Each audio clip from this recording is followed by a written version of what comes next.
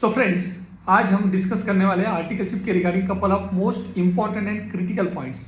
तो जब सबसे पहला क्वेश्चन आप सबके माइंड में आएगा कि अगर मुझे आर्टिकलशिप ज्वाइन करना है तो मैं कहाँ पर करूँ, यानी कि should I join a large firm, should I join a medium firm, should I join a boutique firm, should I join a firm जहाँ पर मुझे स्पेशलाइजेशन करने को मिले, should I join a firm जहाँ पर मुझे जनरलाइजेशन करने को मिले, यानी कि मुझे अकाउंट ऑडिट और सब internal audit, stat audit, company law, labour laws, accounting, हर चीज़ सीखने को मिले।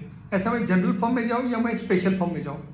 बहुत बार लोग बोलते हैं कि ये जो डिसीजन है कि should I go toward generalisation or should I go toward specialisation, ये हमने एक बेसिस पे लेना चाहिए। और वो बेसिस ये है कि अगर मुझे 2 साल बाद, जब मैं चार्टर्ड अकाउंटेंट बन जाऊंगा 2-2.5 साल बाद, उस टाइम पे अगर मैं प्रैक्टिस करने वाला हूं तो मैंने जनरल फर्म में ज्वाइन करना चाहिए। अगर मैं जॉब करने वाला हूं तो I should go for a big firm, ताकि मुझे ब्रांड मिले। तो फ्रेंड्स, पहली बात, ये जो बेसिस है आपका डिसीजन का, वो थोड़ा in my personal experience and my personal view थोड़ा इनकरेक्ट है। उसका रीजन ये है कि 2 साल के बाद, 2.5 साल के बाद नोबडी नोज कि आप सही में प्रैक्टिस करने वाले हो क्या। बिकॉज मेरे टाइम पे जब मैं बात करता हूँ, कितने सारे दोस्त थे जिन्होंने लिटरली कसमें खाई थी कि वो प्रैक्टिस करने वाले थे, and then when they became a chartered accountant तो वो जॉब में चले गए। और जो दोस्त बोलते थे कि हम जॉब करेंगे, वो प्रैक्टिस में आ गए। तो मैंने ये बहुत बार देखा है, रेगुलरली देखा है कि बच्चों को जो लगता है कि आज मैं जो डिसीजन ले रहा हूँ कि मुझे प्रैक्टिस करना है या मुझे जॉब करना है, वो 2-2.5 साल के आपके प्रैक्टिकल एक्सपीरियंस के बाद वो डिसीजन चेंज होने वाला है। और ये मैंने बहुत बार देखा है, that is right also, because ये बहुत इनकरेक्ट है कि आज today when you don't know anything about practice, when you don't know anything about job market, when you don't know anything about consulting, right now he decide करना कि मुझे 2 साल के बाद क्या करना है, ये मुझे लगता है कि बहुत ही ज़्यादा इनकरेक्ट बेसिस है राइट नाउ के लिए, डिसीजन के लिए। तो आप बोलोगे कि सर कौन सा डिसीजन लेने के लिए कौन सा बेसिस होना चाहिए, तो मुझे लगता है एक सिंपल बेसिस रखो कि अरे मुझे जहाँ पर भी, मैं जो भी फॉर्म में जा रहा हूँ वहाँ पर मुझे स्किल्स मिल रहे हैं क्या।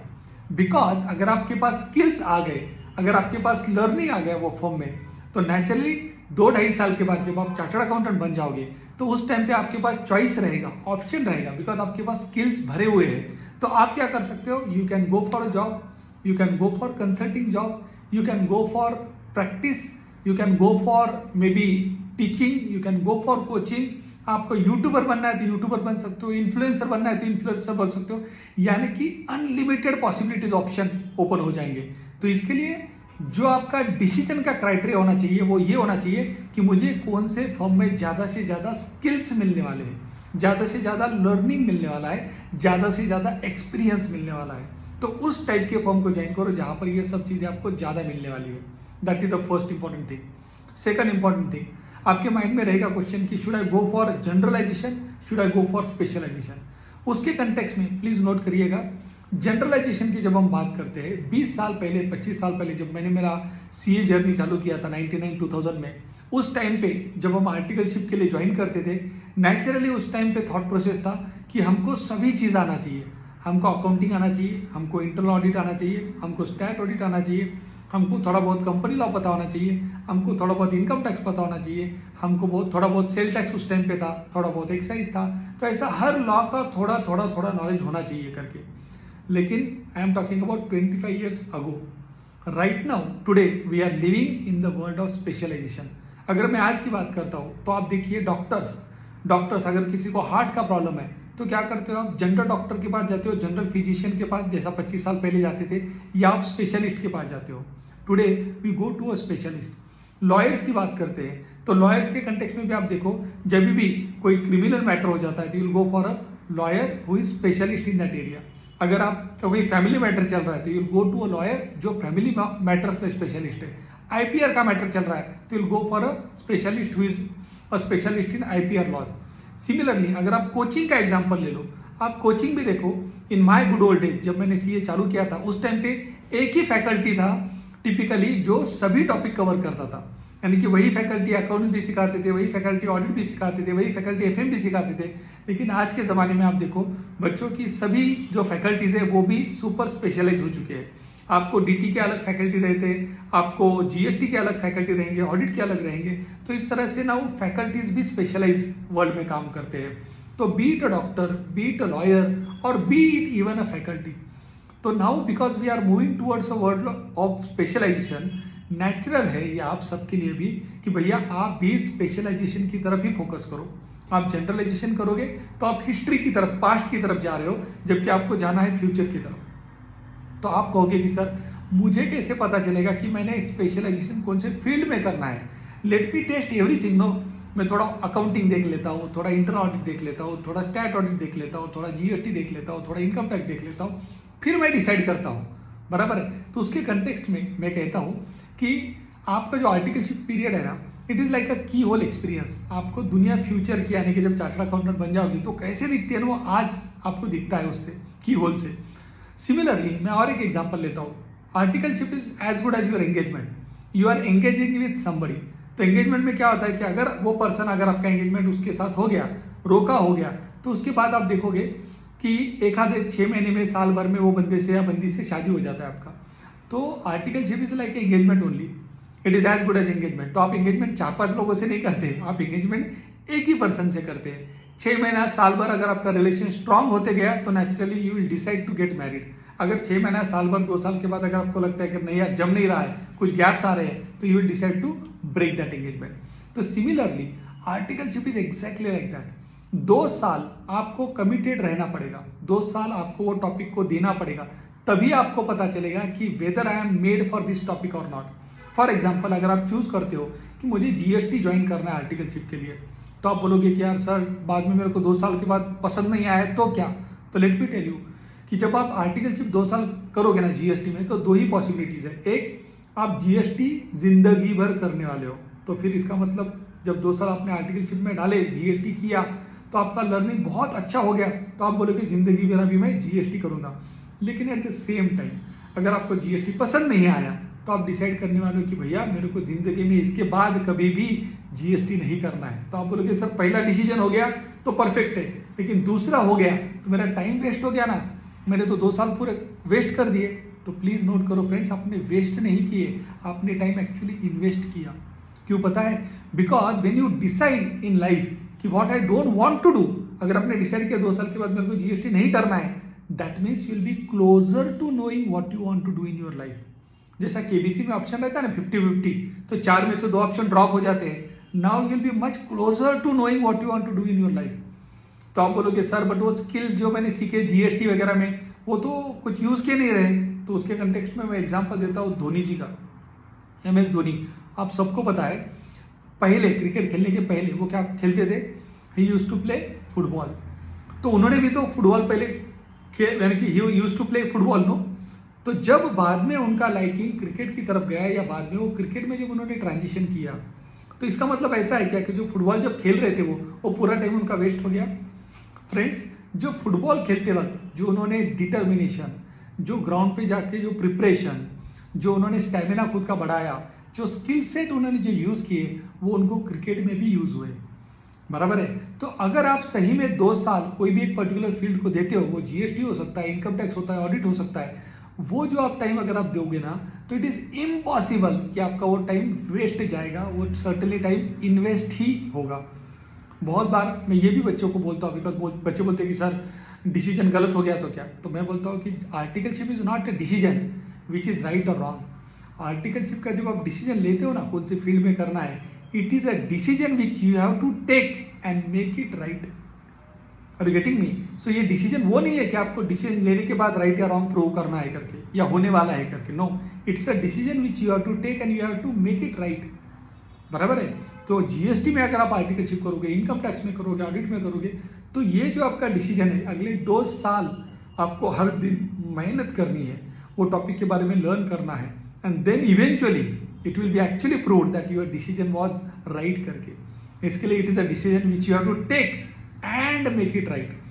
फिर बच्चे बोलेंगे कि सर 2 साल, यार 2 साल एक ही टॉपिक पढ़ना है क्या? जीएसटी एक साथ करना है क्या? हम तो टॉपिक क्या जो भी क्लासेस रहते 2 महीने में खत्म कर देते हैं, तो जीएसटी में 2 साल सीखने की जैसा क्या है? तो let me share with you friends, today मैं जब 2005 में चार्टर्ड अकाउंटेंट बना था, तब से लेके अभी तक, यानी कि 2024 चल रहा है अभी, तो लगभग 19 साल हुए हैं। तो 19 साल के बाद भी आज भी मैं जीएसटी या इनडायरेक्ट टैक्सेस को लर्न कर रहा हूँ। तो आप बोलोगे कि सर इतना टाइम लगता है कि 19-20 साल, और फिर भी आप बोल रहे हो कि आप लर्न कर रहे हो। तो फ्रेंड्स प्लीज़ नोट करिएगा, चार्टर्ड अकाउंटेंट्स को कभी भी ना प्रैक्टिसिंग चार्टर्ड अकाउंटेंट बोला जाता है, उनको एक्सपर्ट नहीं बोला जाता है। बराबर है, somebody might say expert, but by nature we are always practicing chartered accountant, practicing lawyers, practicing doctors. यानी कि throughout our life we try to practice in a particular field and we try to achieve that क्या बोलते हैं कि vision, की जहाँ पर मैं नॉलेजेबल बन जाऊँ। बट कभी भी वो स्टेज आता नहीं, हमको हर बार लगता है कि यार थोड़ा बहुत और बेटर हम कर सकते हैं करके। एंड दैट्स वाई 19 साल के बाद भी आज भी मैं लर्न कर रहा हूँ। तो 2 साल के पीरियड के अंदर कैसे ये पॉसिबल है कि आप सब लोग सब कुछ सीख जाएंगे करके। तो 2 साल बहुत शॉर्ट टर्म पीरियड है, बराबर है, बहुत ही कम है। प्लस आप बोलोगे फिर सर कि जीएसटी में तो क्या रिटर्न्स ही तो भरने हैं, बराबर है, जीएसटी में आपको क्या करना है, जीएसटी R1, 3B, 9, 9C यही तो करना है, तो उसमें क्या है। तो उसके कंटेक्स्ट में let me tell you friends कि जीएसटी में करने के लिए 2 साल में बहुत ज़्यादा चीज़ें हैं, बिकॉज रिटर्न्स तो है ही है, लेकिन एट द सेम टाइम आपको क्लाइंट्स को ओपिनियन देने पड़ते हैं, आपको क्लाइंट को अलग अलग एडवाइजेस देने पड़ते हैं, आपको क्लाइंट को शो कॉज नोटिस जब आता है तो आपको रिप्लाई देना पड़ता है, क्लाइंट्स के अपील रहते हैं वो आपको फाइल करने पड़ते हैं, ड्राफ्ट करने पड़ते हैं, क्लाइंट के ट्रांजैक्शंस आते हैं वो उनको स्ट्रक्चर करना पड़ता है कि किस तरह से जीएसटी ऑप्टिमाइज किया जाए, क्लाइंट के क्वेरीज आते हैं कि मेरा प्रोडक्ट कौन से रेट में बैठेगा, क्लासिफिकेशन क्या होगा, तो उसके आपको एडवाइजेस देने पड़ते हैं। आपको कितने बार आप रिट पिटिशन, हम एट अ फर्म लेवल काफ़ी बार रिट पिटिशन में वगैरह भी हेल्प करते हैं क्लाइंट्स को। तो रिट पिटिशन का पार्शियल ड्राफ्टिंग करना, बराबर है, बिकॉज फाइनली तो लॉयर सबमिट करता है, वो अपील करते हैं रिट पिटिशन में हाई कोर्ट में, लेकिन उसका ड्राफ्टिंग करना, सपोर्ट करना, वो सब आपको काम करना पड़ता है। सिमिलरली एडवांस रूलिंग के लिए एप्लीकेशन फाइल करना, EER के लिए एप्लीकेशन फाइल करना, क्लाइंट को अलग अलग केसेस में रिप्रेजेंट करना, क्लाइंट को अलग अलग इन्वेस्टिगेशन में, सर्च में आप क्लाइंट को सपोर्ट करना, बराबर है। तो ये सब काम आपको करना पड़ता है। इवन रिफंड्स, अगर आपका क्लाइंट एक्सपोर्ट बिजनेस में है तो रिफंड के लिए उनके लिए काम करना। एट द सेम टाइम बहुत बार क्लाइंट आपके पास कुछ डेटा सेट्स लेके आता है कि सर हमने पास्ट में ये गलती किया था, तो इस महीने के रिटर्न्स में हम किस तरह से उसको करेक्ट करें, एंड फ्यूचर में यानी कि 99C फाइल करते वक्त हमने क्या करना चाहिए। तो you need to connect the dot, past को कनेक्ट करना है प्रेजेंट से, और फ्यूचर में भी क्या इम्प्लीकेशन होते हैं ये भी देखना है करके। तो ऐसी काफ़ी सारी चीज़ें हैं जो आपको करनी पड़ती है। इवन जीएसटी में आपको ये अपॉर्चुनिटी मिलता है कि आपको क्लाइंट को रिप्रेजेंट करना है जीएसटी काउंसिल के सामने। रिसेंटली कपल ऑफ मैटर्स में हमने सक्सेसफुली हमारे क्लाइंट के लिए हम रिलीफ लेके आए, जैसा हज कमेटी का मैटर था वो हमने बहुत एक्टिवली रिप्रेजेंट किया, और जो जीएसटी का रेट उनके कुछ कपल ऑफ एक्टिविटीज़ पे 18% था वो हम 5% पे लेके आ पाए करके। तो ऐसे काफ़ी सारे पॉलिसी रिप्रेजेंटेशन के भी आपको अपॉर्चुनिटीज़ मिलती है। सिमिलरली जीएसटी के रिलेटेड कस्टम्स भी है, तो कस्टम्स के कंटेक्स्ट में भी आपको काफ़ी सारा सपोर्ट करना पड़ता है क्लाइंट को।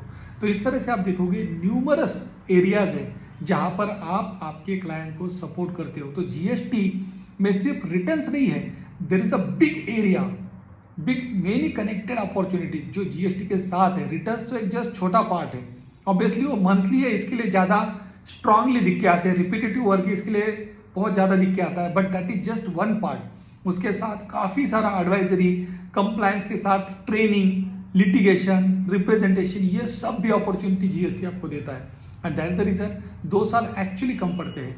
हमने तो हमारे फर्म में क्या किया है, हमने जितने भी एरियाज है जीएसटी में अलग अलग लगभग 26 हमने एरियाज आइडेंटिफाई किए हैं, तो हमने उसका एक्सेल शीट में एक ट्रैकर बना के रखा है। तो जो भी अपने टीम मेंबर है उनके साथ हम हर 3-6 महीने में एक बार डिस्कस करते हैं कि भैया तूने जो 26 एरियाज आइडेंटिफाइड है वो कंप्लीट किए हैं क्या नहीं, बिकॉज 24 महीने में आपको 26 एरियाज कंप्लीट करने हैं। तो अगर आपका कोई एरिया मिसिंग है, आपने नहीं किया है, for example writ petition draft नहीं किया है, रेड हैंडल नहीं किया है, सर्च हैंडल नहीं किया है क्लाइंट का, तो हम इंश्योर करते हैं कि 2 साल के अंदर आपका ये सब हो जाए करके। एडिशनली फ्रेंड्स 2 साल को एट अ सीनियर लेवल मैं टीम मेंबर्स को, आर्टिकल्स को बोलता हूँ 2 साल को 2 साल करके मत देखो, एक्चुअली उसको स्प्लिट करो 3 बास्केट में। वो 3 बास्केट कौन सी है, 8 मंथ्स ईच। तो पहला 8 month be a learner, because जब आप कोई भी आर्टिकलशिप ज्वाइन करते हो कोई भी फॉर्म में, पहला 8 month be a sponge and just try to learn in that form. Senior को ऑब्जर्व करो, जूनियर को ऑब्जर्व करो, कलीग्स को ऑब्जर्व करो, आपके क्लाइंट्स को ऑब्जर्व करो, जीएसटी ऑफिसर्स को ऑब्जर्व करो।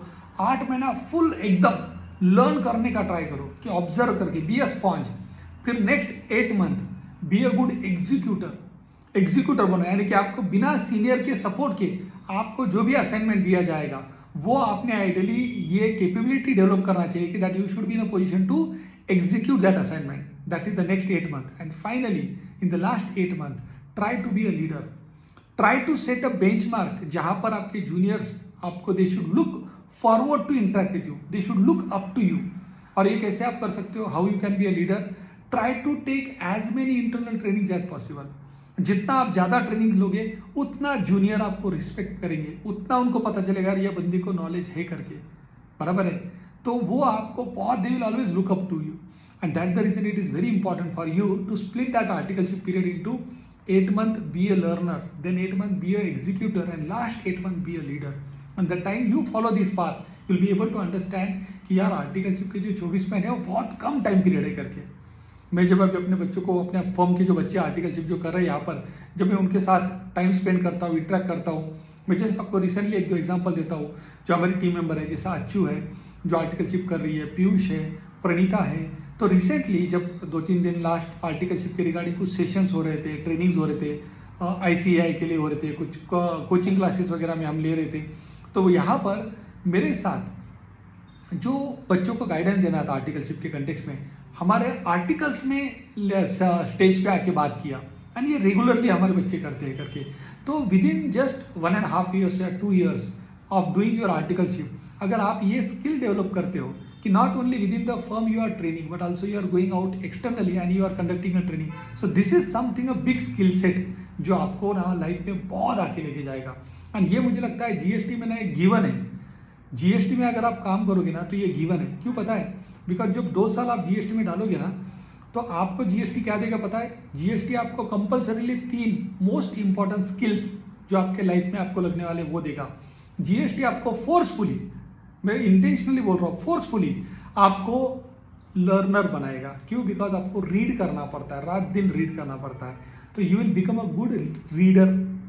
सेकंड, जीएसटी आपको गुड राइटर बनाएगा, बिकॉज इतने सारे चेंजेस आते हैं कि आपको क्लाइंट को एक्सप्लेन करने पड़ते हैं, आपको ईमेल लिखना पड़ता है, क्लाइंट क्वेरी पूछता है, आपको रिप्लाई देना पड़ता है राइटिंग में, so will become a good writer.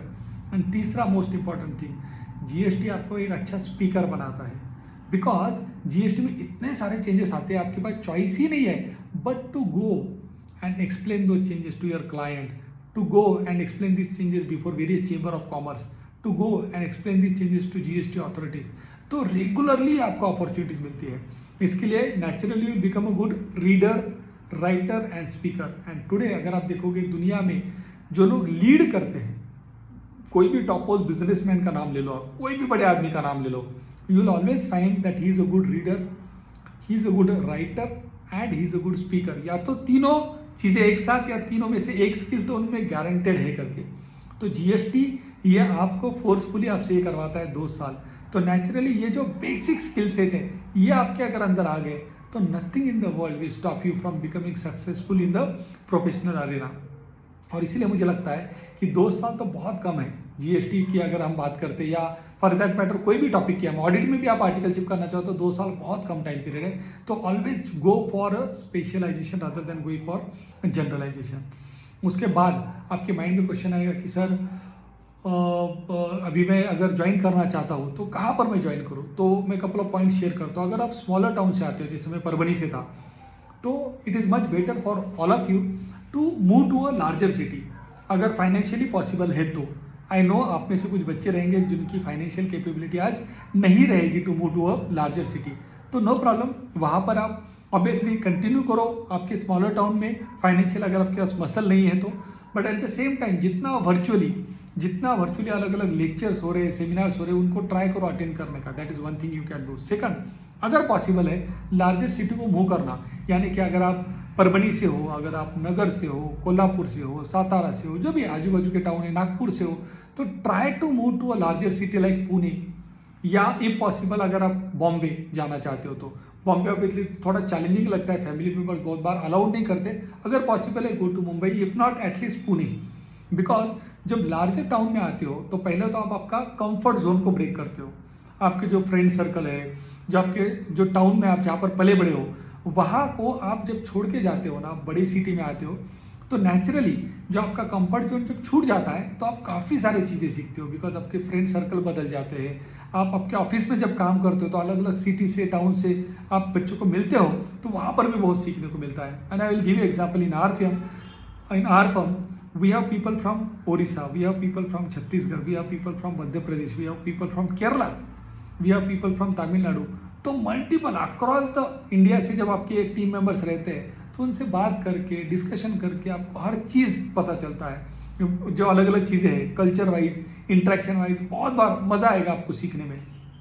Second important चीज़, जब आप आपका करंट फ्रेंड सर्कल छोड़ के जब आप लार्जर टाउन में आते हो तो वहाँ पर आप देखोगे जो बच्चे आपके फॉर्म में आर्टिकलशिप कर रहे हैं, कोई किसी का बिजनेस है, किसी के डैड जॉब कर रहे हैं, किसी के डैड शायद गवर्नमेंट जॉब कर रहे हैं, किसी के डैड शायद पॉलिटिक्स में है। तो ये सब वराइड बैकग्राउंड वाले बच्चों को जब आप मिलते हो ना, तो वहाँ पर भी इंटरेक्शन से भी काफ़ी सीखने को मिलता है, प्लस एक अच्छा खासा आपका नेटवर्किंग हो जाता है जो आपको फ्यूचर में हेल्प करेगा। बिकॉज आर्टिकलशिप की जो दोस्ती रहती है, मैं मेरी खुद की बात करता हूँ, अगर जब 2000 में जब हमने आर्टिकलशिप ज्वाइन किया था तो उस टाइम के जो 24-25 साल पहले जो दोस्त है वो आज भी उतने ही क्लोज है करके। आज भी अगर मिडनाइट भी अगर किसी को सपोर्ट चाहिए, कुछ हेल्प चाहिए, तो वो भी आज मुझे फ़ोन कर सकते हैं और मैं भी उनको फ़ोन कर सकता हूँ करके। तो मुझे लगता है कि नया फ्रेंडशिप, एक नया प्रोफेशनल सर्कल, एक नया लर्निंग बहुत अच्छा मिलता है अगर आप लार्जर सिटी को शिफ्ट कर पाते हो तो जहाँ पर भी पॉसिबल है गो फॉर इट करके। नेक्स्ट क्वेश्चन आपके माइंड में आएगा कि सर मेरे घर के पास एक फॉर्म है वहाँ ज्वाइन करूँ या थोड़ा 10, 12, 15 किलोमीटर दूर एक फॉर्म है, लर्निंग या स्किल वहाँ अच्छे मिलने के चांसेस है, वहाँ ज्वाइन करूँ? तो answer is without a single % doubt, you need to go to a place जहाँ पर आपको लर्निंग ज़्यादा मिले। डिस्टेंस वगैरह क्राइटेरिया मत रखो, लर्निंग सिंपल क्राइटेरिया रखो। बिकॉज अगर आपने लर्निंग क्राइटेरिया रखा, everything will fall in place, everything. लेकिन इसके लिए इंपॉर्टेंट है कि आप डिस्टेंस क्राइटेरिया ना रखे, लर्निंग क्राइटेरिया रखे। भैया 10 क्या 15-20 किलोमीटर भी अगर दूर रहा फॉर्म तो जाओ, बराबर है। तो ऐसा नहीं कि आपके घर के बाजू में कोई फॉर्म है वहाँ लर्निंग मिलने वाला है, लेकिन सर ने बोला 20 किलोमीटर जाना है तो जाओ, ऐसा मत करो ऑन द लाइटर रोड, बराबर है। तो लर्निंग क्राइटेरिया रखो, नॉट द डिस्टेंस। एडिशनली आपके माइंड में आएगा कि सर एक बड़ा फॉर्म है, वहाँ पर मुझे अपॉर्चुनिटी मिलने का पॉसिबिलिटी है, वहाँ पर मेरा पार्टनर के साथ राउंड हो गया, तो मैं काम किसके साथ करूँगा? तो यहाँ पर बच्चों प्लीज़ याद रखो कि जब आप कोई लार्ज फर्म में काम करते हो तो वहाँ पर पार्टनर रहते हैं, देन नीचे उनके डायरेक्टर रहते हैं, उनके नीचे रहते हैं कौन?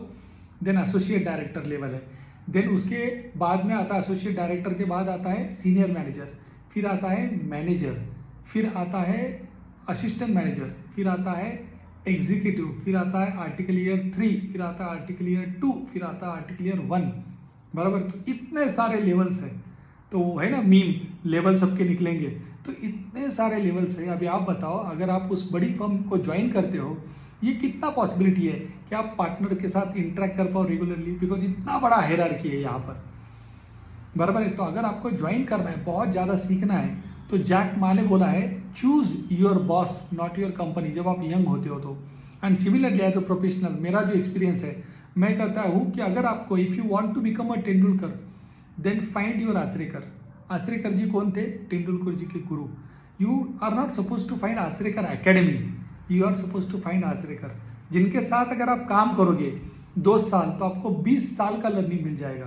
तो इसके लिए try to find the best boss possible, जिनके साथ काम करके आप ज़्यादा से ज़्यादा उनका एक्सपीरियंस, लर्निंग आप ले पाओ उनसे। इसके लिए try to find the good boss rather than a good company. तो फ्रेंड्स, ये मुझे लगा कपल ऑफ पॉइंट्स जो आप सबके साथ में शेयर करूं, ताकि आप सबको जो आर्टिकलशिप के रिलेटेड कपल ऑफ जो क्वेश्चंस रहेंगे उनके आंसर्स मिल जाए। आई होप ये वीडियो आपको अच्छा लगा करके।